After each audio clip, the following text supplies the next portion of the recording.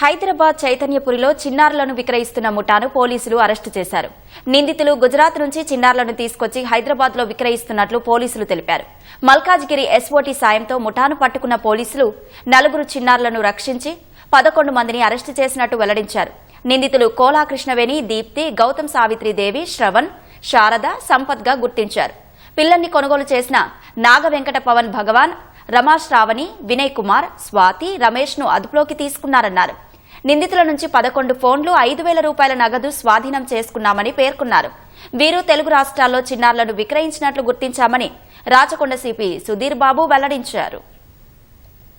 ఈ విషయంలో social media ద్వారా ఫ్రెండ్స్ అయి ఇటువంటి ఇల్లీగల్ వేలో జస్ట్ బార్న్ బేబీస్ ని అమ్మడానికి ట్రాఫికింగ్ లో అక్కడి నుంచి గుజరాత్ ని తీసుకొచ్చి ఇక్కడ అమ్మడానికి వీళ్ళు స్ట్రాటజీ ఎవాల్వ్ చేశారు. వీళ్ళు ఒక్కొక్క బేబీ బాయ్ గానీ గర్ల్ గానీ 2-2.5 lakh మధ్యలో అమ్మడం. బాయ్ కొంచెం ఎక్కువ రేట్ ఉంటుంది, 50,000-60,000. దెన్ వాళ్ళు ఇక్కడ వచ్చిన తర్వాత ఈ కృష్ణవేణి అనే లేడీ ఇంకొక దీప్తి అనే ఒక లేడీతో కలిసి ఈ ఎంటైర్ ర్యాకెట్ ని మన ఆంధ్రప్రదేశ్ అండ్ తెలంగాణ రాష్ట్రాల్లో ఈవిడ చేయడం జరిగింది.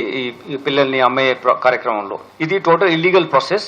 ఎవరైతే కొంటున్నారో వాళ్లకు ఈ బేబీ తల్లిదండ్రులు ఎవరో తెలియదు. ఆ వాళ్లకు ఎవరు అమ్ముతున్నారో వీళ్ళ పొసెషన్ కి ఎలా వచ్చారో తెలియదు. అంతేకాకుండా ఈ ప్రాసెస్ లో ఒక చట్ట పరిధిలో అడాప్షన్ తీసుకోవాల్సిన విషయాన్ని మర్చిపోయి కేవలం మనీ ట్రాన్సాక్షన్స్ లో ద్వారా తీసుకోవడం.